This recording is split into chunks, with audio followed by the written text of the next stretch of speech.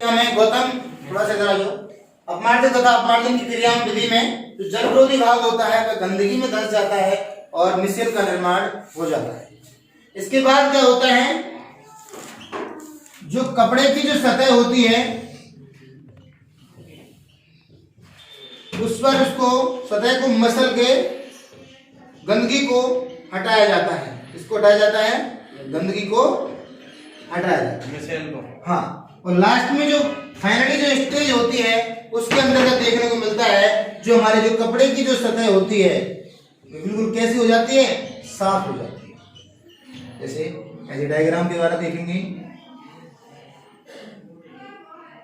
ये तो थी इसमें गंदगी, ठीक है भाई, ये थे इसमें यहाँ पे अणु, ठीक है, ये था क्लोराइड ग्लिसरीन, क्लोराइड ग्लिसरीन। अब क्या होता है इसके बाद देखिएगा, जो इसमें गंदगी है वैसे पास पास आ जाती है, सतह पर आ जाती है, ठीक है।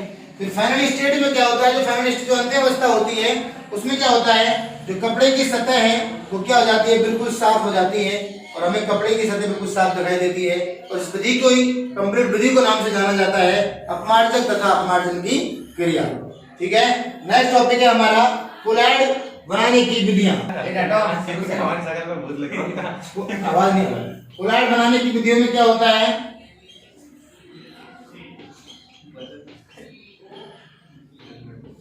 द्रव्य स्नेह क्लोराइड विलीन बनाने के लिए कुछ विशिष्ट विधियों का उपयोग किया जाता है, कुछ विशिष्ट विधियों की आवश्यकता होती है। और क्योंकि जो परिक्षेपण माध्यम है, परिक्षेपण माध्यम और परिक्षिप्त प्रावस्था क्या होती है, परिक्षिप्त प्रावस्था, परिक्षिप्त प्रावस्था किसे कहते हैं और परिक्षेपण माध्यम किसे कहते हैं, यानी विलयन में जिसकी मात्रा अधिक होती है उसे क्या कहते हैं, परिक्षेपण माध्यम, और जिसकी मात्रा कम होती है उसे कहा जाता है परिक्षिप्त प्रावस्था के नाम से जाना जाता है। फिर उसके बाद में क्लोराइड विलीन बनाने के लिए कुछ विधियों का उपयोग किया जाता है, जो विधि निम्नलिखित है। दो टाइप की होती हैं, एक तो होती है बेटा परिक्षेपण विधियां,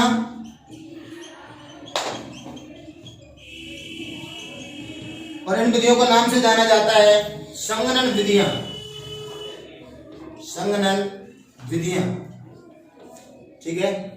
जो प्रक्षेपण विधि होती है, प्रक्षेपण विधि क्या होती है, जो क्लोराइड को बड़े कणों को तोड़ करके छोटे रूपों में परिवर्तित किया जाता है।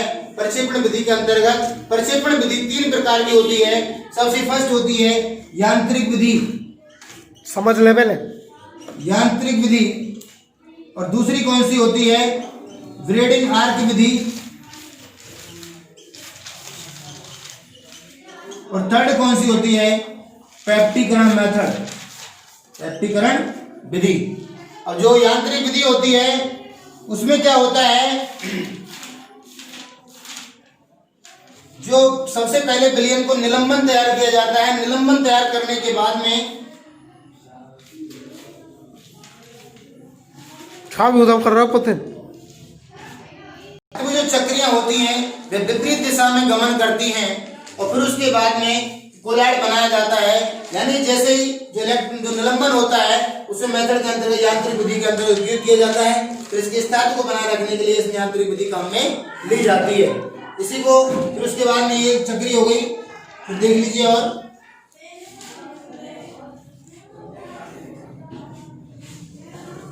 ये विद्युत चक्रियां हैं जिन्हें कहते हैं धात्विक चक्रियां।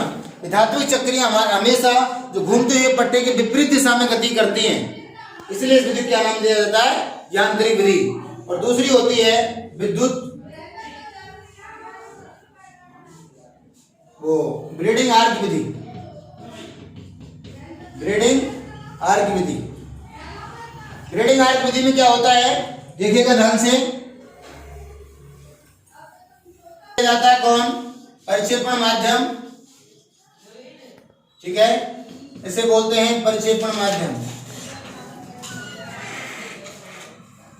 फिर इसके बाद में इसमें 2 धातु के इलेक्ट्रोड काम में लिए जाते हैं, फिर उनसे एक आर्क उत्पन्न होता है, आर्क उत्पन्न होता है, इसमें नेगेटिव और पॉजिटिव दोनों इलेक्ट्रोड लिए जाते हैं। और इस विधि की जो स्टेबिलिटी है उसको स्थायित्व रखने के लिए, स्टेबल रखने के लिए जिसका उपयोग किया जाता है उसका नाम होता है KOH, पोटेशियम हाइड्रोक्साइड का उपयोग किया जाता है। इस विधि को ही ब्रीडिंग हार्ट विधि के नाम से जाना जाता है।